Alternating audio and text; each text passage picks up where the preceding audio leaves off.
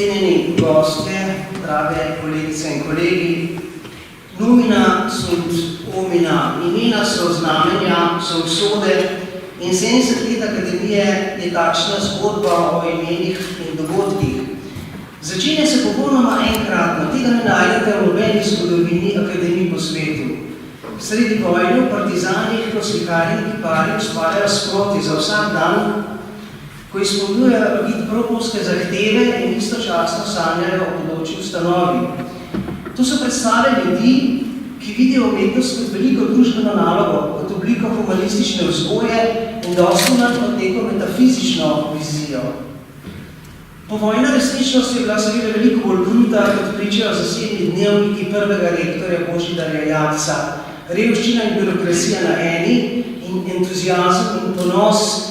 Zdaj imamo svojo prvič v zgodovini, svojo akademijo, svojimi profesorji, programi, slušatelji. Vendar, če so nomina, če so imena znamenja, če so imena usode, kaj nam potem to ime, Akademija za upodabljajočo umetnost, ki ni bil edini način, kako se bo akademija po vojni imenovala, kaj nam to ime sporoča? Kaj umetnost počne? Temeljni smoter podstava vsega je torej upodabljanje. Torej umetnost posrednica med naravo in človekom vsaj koliki meri, kot je izraz človekovega bivanja, ali vsaj naj bi bila v novo zastavljeni družbeni nalogi, ki je takrat preprosto izgradnja socializma. Upodabljanje, če premislim zven te besede, mar je torej samo ustvarjanje, mar ni v tem zvenu tudi trdo delo v pogojih povojnega preživetja in seveda prvih let naše akademije. Toda umetnost ostane umetnost in se odpove služenju. Socialistični realizem je bil v glavah politikov, ne umetnikov. Umetnost ni pedagogija, ni učni program za takšno izboljšanje sveta. Če bi takrat imeli opravka z resnično globoko idejno revolucijo, bi morali začeti z resnično revolucijo umetnosti, z ruskim konstruktivizmom, ne s Stalinom, ampak s Taplinom, Rodčenkom, Vertovom, Eisensteinom. Ko so naši profesori videli prve izdelke socialističnega realizma modernega leta 46 leta, so v trenutku vedeli, to ni upodabljanje, to ni nikakršna resničnost, to je uslikovna ideologija. To so Patjomkinove vasi, slabo naslikana ideološka reklama. In potem je bilo edino varno zatočišče pred ideološkimi zahtevami povojne kulturne politike barvni realizem.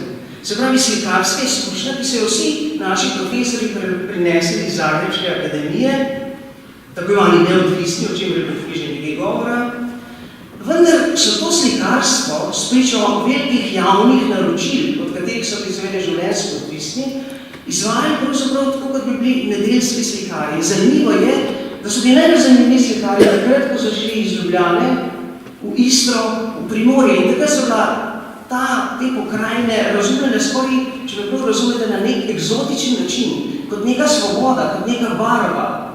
In je bilo mogoče starejšo, predvojno izkušnjo barvnega realizma prenesti v povojni čas. Na akademiji seveda je vladal precej hud red. Še tako nedolžna kršitev realističnega upodabljanja telesa je bila takoj kaznovana, sankcionirana. Zato pa so seveda študente v 5 letih, takrat se študira 5 let, pripravljalna plus 4 leta, izredno dobro obvladali mimetično risanje in modeliranje. Mislim, da tako kot jih študenti nikoli kasneje niso več obvladali. Po drugi strani pa se je v akademijo naselil nekakšen strah pred barvo, pred čistimi kromami. Dovoljeno je bilo samo tonsko slikarstvo. Če nakratko rečem, Manet da, Matisse ne. Zunanja resničnost je bila pa še vedno zelo črno-bela. Zato prvo desetletje akademije, zdaj govorim znotraj akademije, prvo desetletje akademije je bilo pravzaprav vsebinsko in likovno na nek način monotono, medijsko zelo spretno in obvladano. In šele študenti v Stupičevi specialki v sredi 50 let so takšno enosmerno upodabljanje zelo previdno spreminjali v eksistencialni izraz. Leta 1963 kot je bilo že tukaj tudi rečeno, novo preimenovanje selitev akademije na Erjavčevo cesto, Akademija za likovno umetnost. Zunanji vzrok je banalno razmeri, birokratsko skrajno zapletena, dolgotrajna splošna reforma visokega šolstva, ampak notranji, ključni vzrok je bil desetletje na novo vzpostavljenih stikov z evropsko sodobno umetnostjo. Tukaj je bilo pomembno vlogo ljubljanske grafične bienale in na koncu 60. let celo neka skromna oblika socialističnega potrošništva, ki je odmevala potem v denimo zelo mirnih in zelo spremljivih oblikah našega pop-arta. In ne torej umetnost za likovno umetnost je postavila novo idejo, novo nalogo iz realističnega upodabljanja v moderno formo, v čisto likovnost posebnega umetniškega izraza, v subjektivnost forme in sprva še zelo previdne, barvo zadržane abstrakcije. Na zunaj, če ste opisovali seveda ateljeje, ste rekli to že več čas, ampak na zunaj se je to pokazalo takole. Na zaključnih razstavah smo prvič videli študentske abstraktne slike in kipe. Ne upodobitve, ampak kompozicije. In potem celo, če gremo naprej v času, do 70. leta, celo dela, ki so nosila minimalistični naslov Untitled, brez naslova. Ampak najbolj pomembno je bilo, kako smo mi v ta akademijski prostor takrat vstopili. Ko ste vi vstopili v atelje, ste imeli prvič občutek, da niste v običajnem šolskem razredu. Naša akademija razmerja v osnovnošolskih učilnicah in to se strahotno prime vsega dela. To se dotakne vsega, kar tam ustvarjate.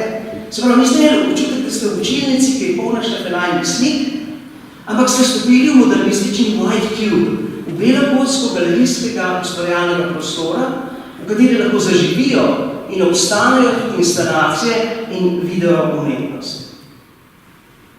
Leta 1984 so se začela, ko smo rekli, predavanja na oddelku za oblikovanje, potem bolonjska reforma in novi, v svet odprti programi. Jaz sodam, da je to največja preobrazba likovne akademije od njene ustanovitve.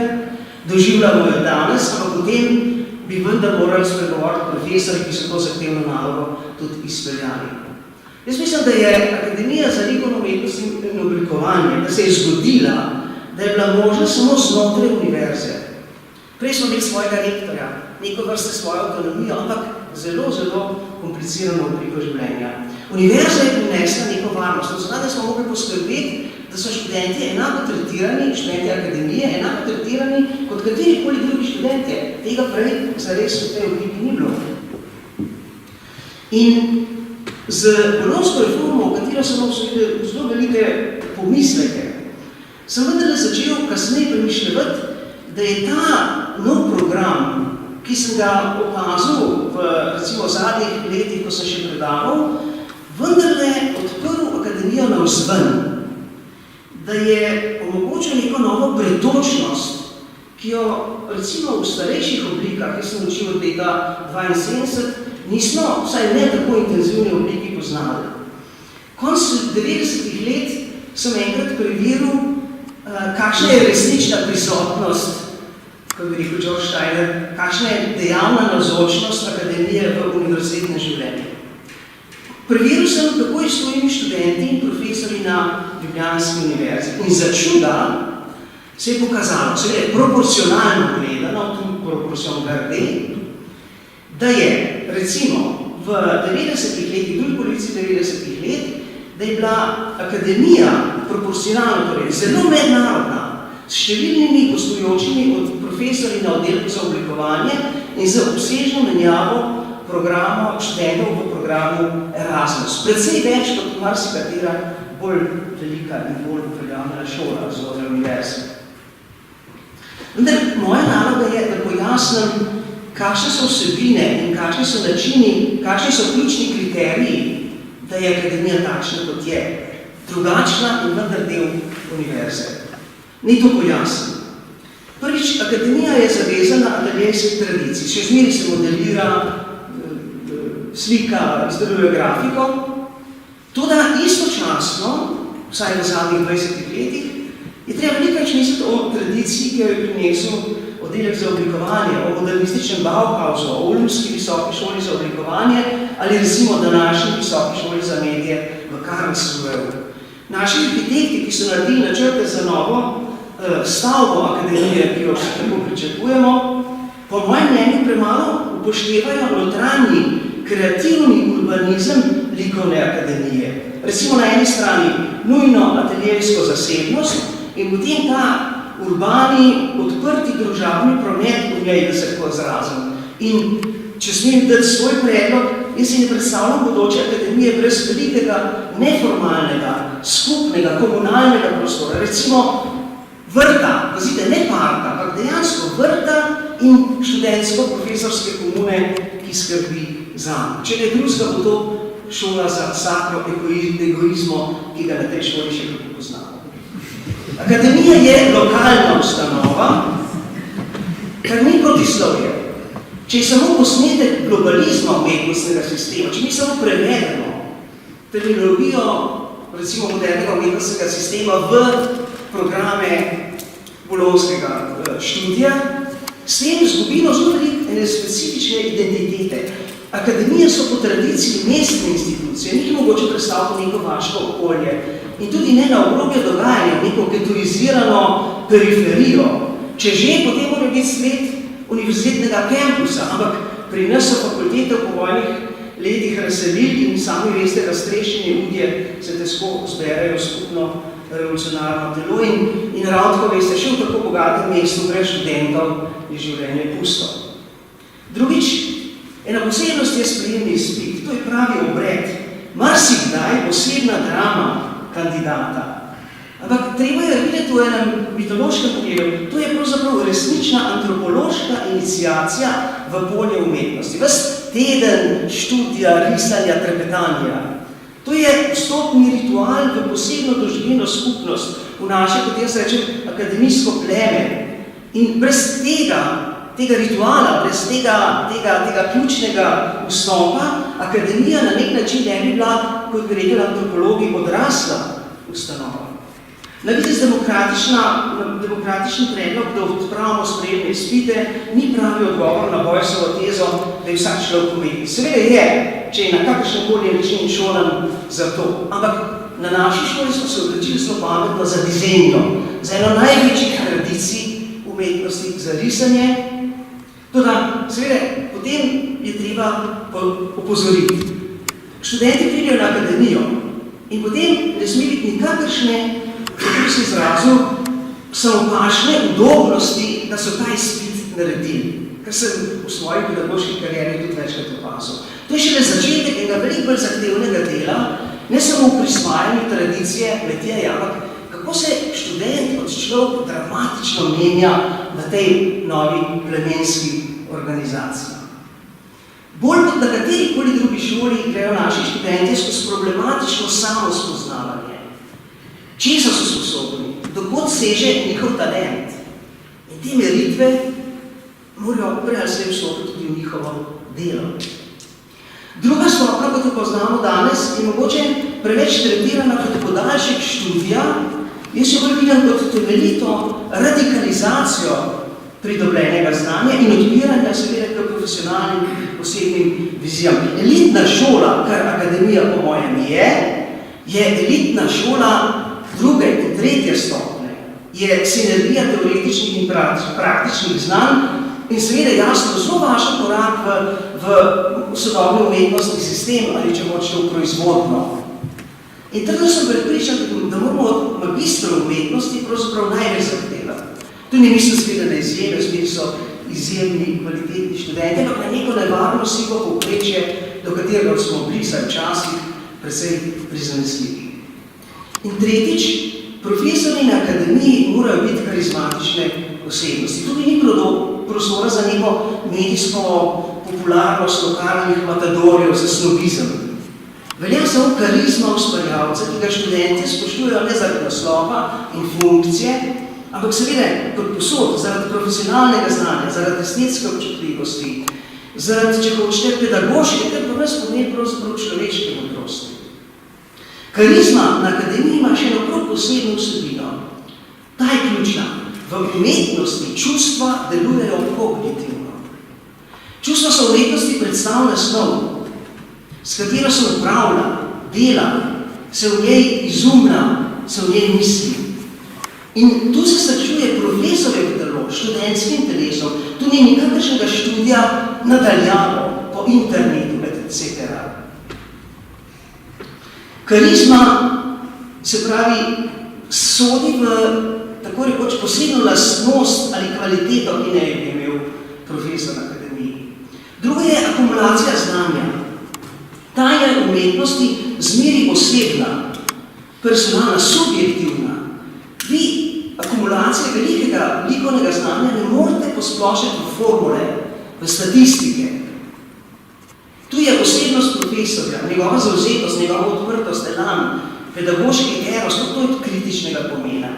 In seveda profesionalnost šole je edini odgovor na provincialnost, ki zmeraj in praviloma spreminja akademijo kot konzervativno institucijo. Zamislite si tole optimistično protislovje.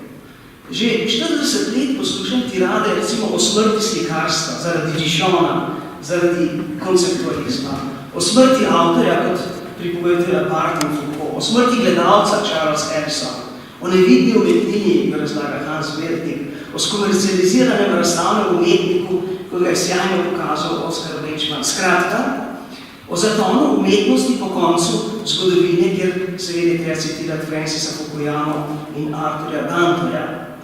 Toda kako to, da na akademiji, na razstavah še srečujem ljudi, ki so avtori, da se zazreče v kako vidne vsebine, da mladi umetniki toliko razmišljajo o gledalcu, o publiki in gledalca njih nikar odmrl.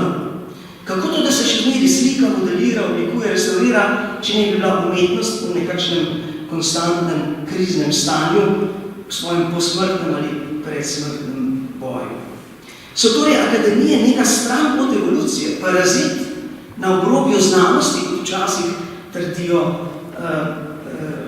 trdi tehniki, ali seveda, da so samo na drugi strani prevelik proračunski strošek. Ali pa so, kar je bolj zanimivo, družbeni, družabni, biološki čudež v civilizaciji, ki jih je zmeri več, ker kar naprej nastajajo nove, alternativne, začasne, minljive, ampak še kako žive.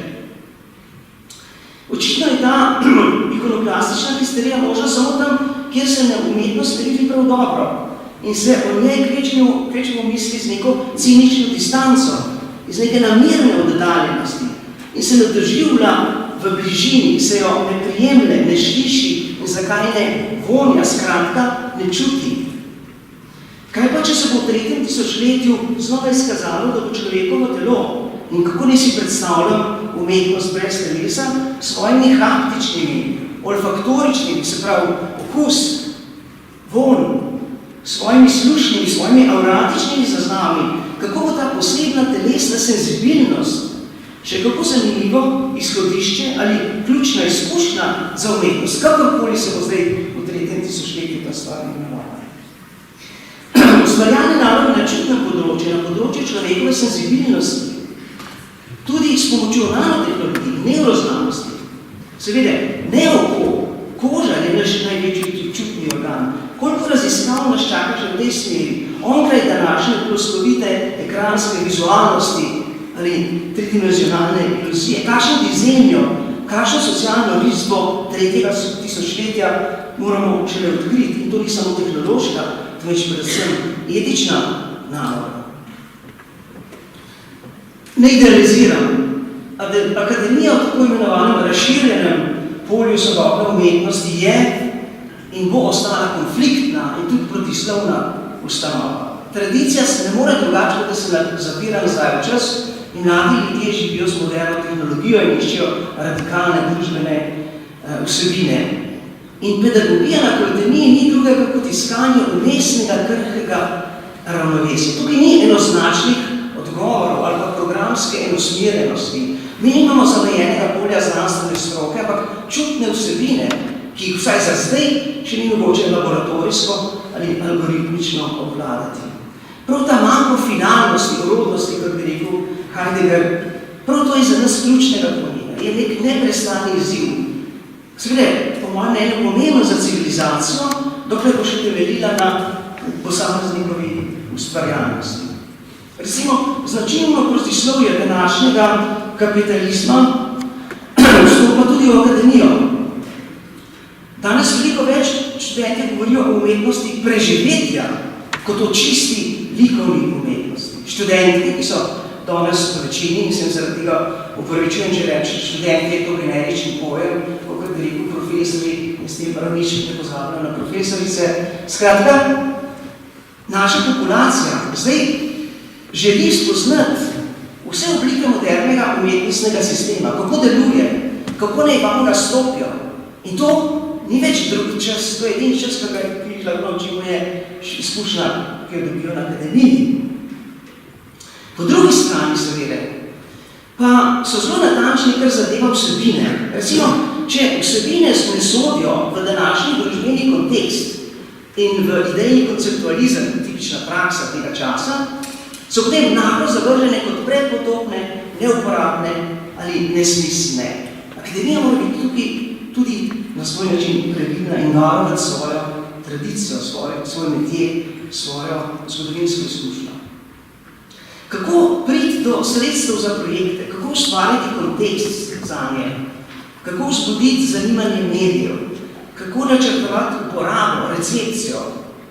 To so danes prevladujoče naloge, s katerimi se pogosto srečam z študenti. Ne pa psihologija ali, kar je še bolj zanimivo, metafizika ustvarjalnosti. Ampak tako razmišljajo vizualni umetniki.